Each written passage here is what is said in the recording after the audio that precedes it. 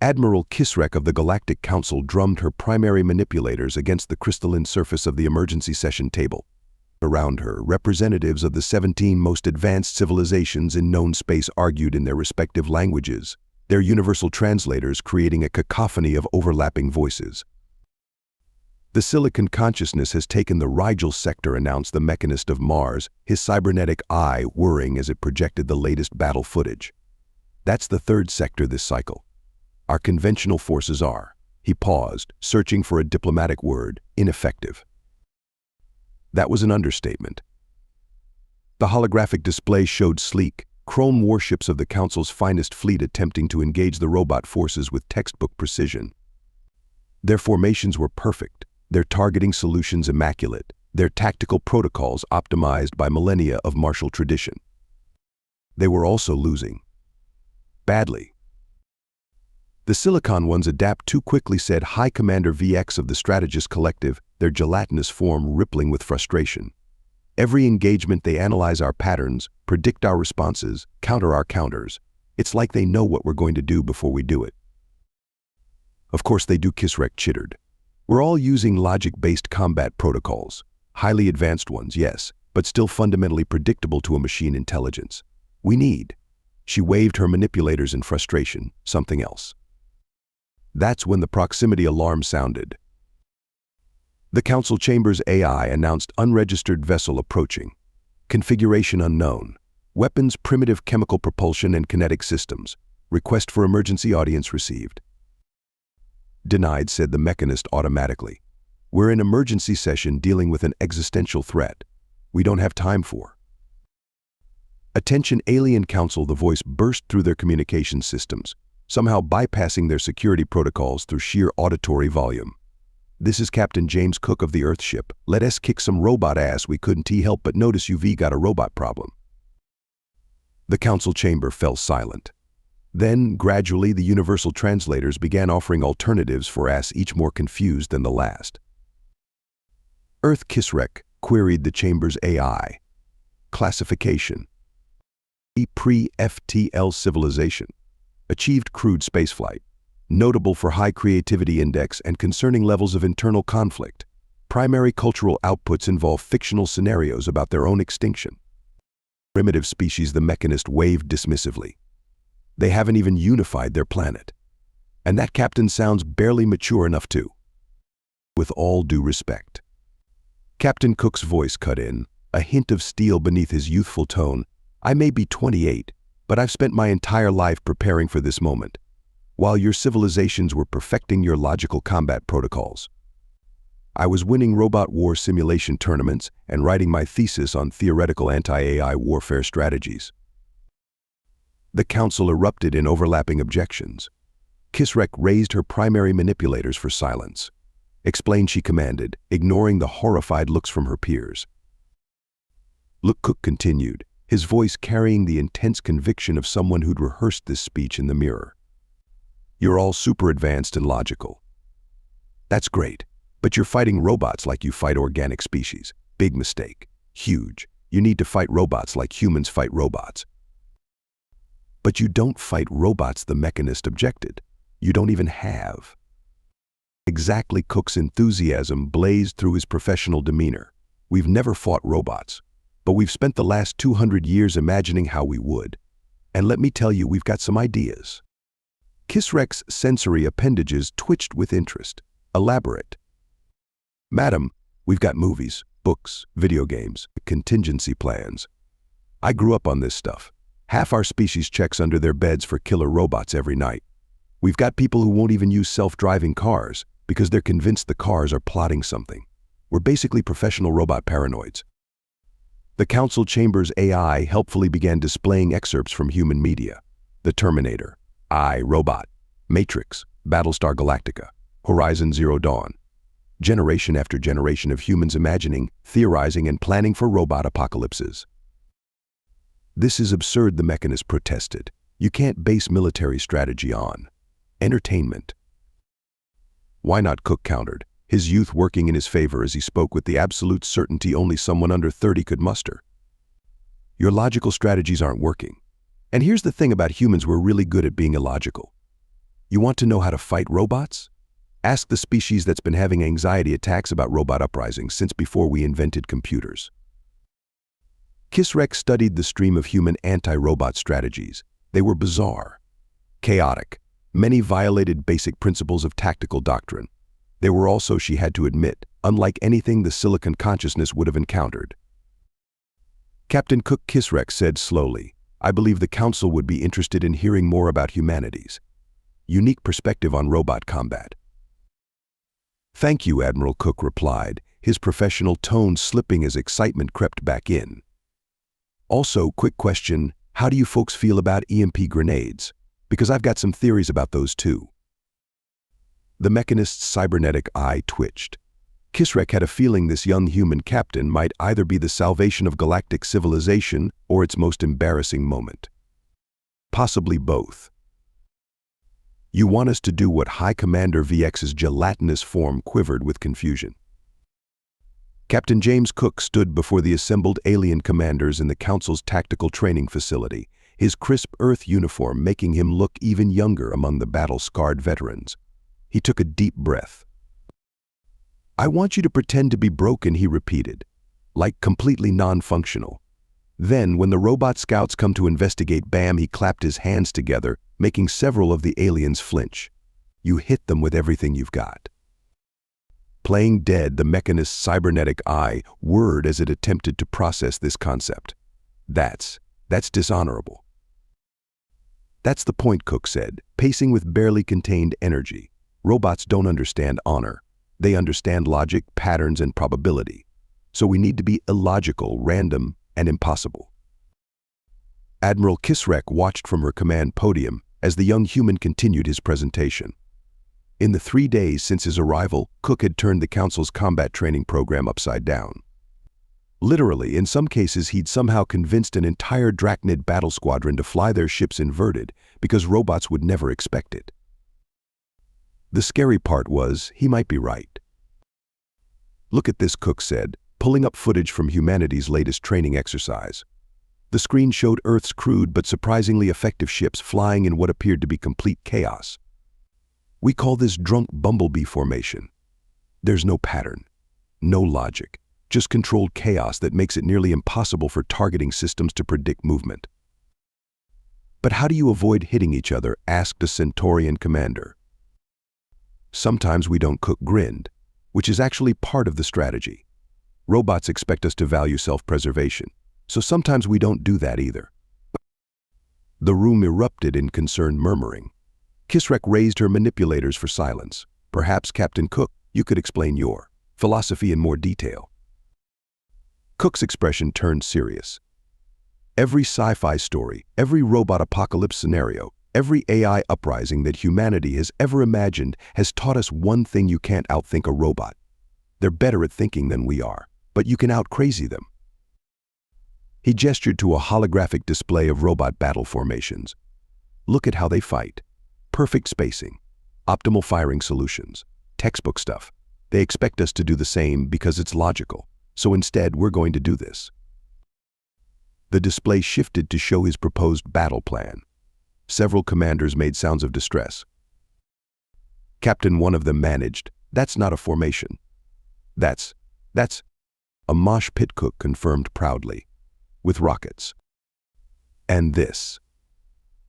Clarke chose her words carefully. "Strategy has proven effective in your simulations." "Oh yeah, we've been running scenarios non-stop since we got here. The robots literally cannot compute what we're doing because it's so inefficient it circles back around to being effective." He pulled up another display showing the results. Despite the apparent chaos, or perhaps because of it, the human-led forces were showing a 40% increase in combat effectiveness against robotic opponents. "But it gets better," Cook continued, practically bouncing with excitement. "We've been working with your engineers on some new toys. Lieutenant Silva, show them what we cooked up." A side door opened, and a human woman rolled in what looked like a crude cart full of junk. Cook picked up what appeared to be a metal ball covered in blinking lights and strips of duct tape. "This," he announced with pride, "is what we call a confusion bomb. Copyright pending." "That looks like garbage," the mechanist stated flatly. Exactly, Cook beamed. The robots scan it, see it's worthless, and ignore it. Meanwhile, it's broadcasting 20 different contradictory signal patterns that make their targeting systems glitch out. We basically weaponized spam email. Clarke found herself leaning forward despite her reservations. And these methods, you believe they can be taught to our forces? Already working on it, Cook said. We've got training programs set up for everything from basic illogical movement patterns to advanced psychological warfare against machines. Did you know you can really mess with a robot's head by convincing it you can see the future? We've got a whole section on that. Psychological warfare? Against machines, the mechanist sputtered. They don't have psychologies. No, but they have processing patterns, and if you can convince them that their processing patterns aren't working. Cook grinned. Well, let's just say we humans have a lot of experience with making machines blue screen. Blue screen, VX queried. Trust me, you don't want to know. But you do want to learn how to do it. Cook turned to address the entire room. Look, I know I'm young. I know our species is primitive by your standards. But we've spent centuries preparing for this exact scenario. Not because we're smart, but because we're paranoid. And right now, paranoid is exactly what this galaxy needs. Clarke studied the eager young captain. His methods were unorthodox, his approach bordered on insanity, and his enthusiasm was slightly terrifying. But there was something else there too, a deep understanding of their mechanical enemies that came not from combat experience, but from generations of human fear and imagination. Very well, Captain, she announced. You have one standard cycle to train our forces in your methods. Make it count. Cook's grin widened. Oh, don't worry, Admiral. By the time I'm done, these robots won't know what hit them. Literally, they won't be able to process it at all. He turned back to his audience. Now, who wants to learn about the tactical advantages of playing heavy metal music during battle? Trust me, it works way better than you'd think. The Proxima Defense Fleet hung in space like a drunk man's idea of a military formation. Ships drifted at odd angles, some flying sideways, others upside down, a few spinning lazily as if their pilots had fallen asleep at the controls. Status report, Captain James Cook demanded, trying to keep the nervousness out of his voice. This was his first real battle command. If he was wrong about this. Robot fleet approaching on predicted vector, Lieutenant Silva reported from her tactical station. Reading 200 capital ships, support craft. Wait, she frowned at her console. They're slowing down. They're confused, Cook grinned. Quick, everyone look more broken. The bridge crew of the Let's Kick Some Robot Ass had gotten used to their young captain's strange commands over the past few weeks. Without hesitation, they killed half their running lights and vented some non-essential atmosphere for effect. Robot communications intercepted, the comms officer announced. There, debating whether to send salvage crews or just blast us. Perfect. Cook keyed the fleet-wide channel. Remember everyone, when they get within range, we hit them with everything we've got. But until then, act like the worst military force in history. The robot fleet drew closer, their perfect formation a stark contrast to the apparently derelict human-led defenders. Cook watched the tactical display, counting down the distance. The robots were now close enough that he could see their gleaming hulls through the bridge viewport. They're launching salvage drones, Silva reported. Minimal weapons charging. They think we're dead in space. Cook waited until the salvage drones were halfway to their nearest ships. Then he smiled. Execute Operation Playing Possum. The response was immediate and devastating. The derelict Drachnid ships suddenly spun up their weapons, their seemingly random positions now revealing themselves as perfect firing angles. The Centaurian cruisers that had been drifting out of formation surged forward, their apparent disorder masking a complex three-dimensional attack pattern. And from the debris field that the robots had dismissed as battlefield garbage came humanity's secret weapon. Confusion bombs away, Silva shouted with glee. Hundreds of crude-looking devices activated simultaneously, flooding the battlefield with contradictory sensor data. Robot targeting systems tried to adapt, failed, rebooted, and failed again. They're trying to return fire, the tactical officer reported. But their targeting is completely randomized. They're hitting their own ships. Cook watched as the robot fleet's perfect formation began to break down. Without reliable sensor data, they couldn't maintain their synchronized movements. Without synchronized movements, they couldn't implement their combat protocols. Without their protocols, they're running basic defensive subroutines, he realized aloud. Which means, Silva, deploy the metal bands. The lieutenant grinned and hit a control. From the human ships came a blast of sound that made even the alien crew members want to headbang Metallica's Master of Puppets at full volume, broadcast on all frequencies. The robot ship's attempts at communication devolved into electronic gibberish as their processors tried to analyze the music as a potential form of code. Several smaller vessels actually began moving in time to the beat before their safety protocols forced emergency shutdowns. Forward elements of the robot fleet are completely disrupted, Silva reported. Rear elements are trying to calculate a new attack pattern, but they're getting conflicting data from their damaged units. Time to bring out the big guns. Cook opened a channel to their secretly positioned reinforcements. Admiral Kisrek, they're all yours. The Admiral's fleet dropped out of FTL directly behind the robot forces, their weapons already charged.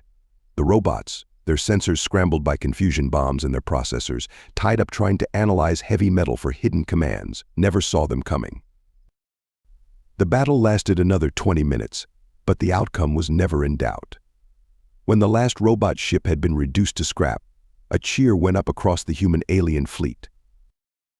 Damage report, Cook asked, finally letting himself relax slightly. Minimal, Silva reported with a grin. Turns out when you make the enemy shoot themselves, you don't take much damage. Captain, the comms officer interrupted. Admiral Kisrek is hailing. The Admiral's insectoid face appeared on the main screen. Captain Cook, she said formally. Your unusual tactics appear to have been effective. Thank you, Admiral Cook replied, trying to maintain his professional demeanor despite wanting to jump up and down with excitement. The robot forces will analyze this defeat, she continued. They will attempt to adapt their strategies. Oh, I'm counting on it. Cook's grin turned predatory. That's why next time we're going to attack them with polka music instead, while dressed as ghosts.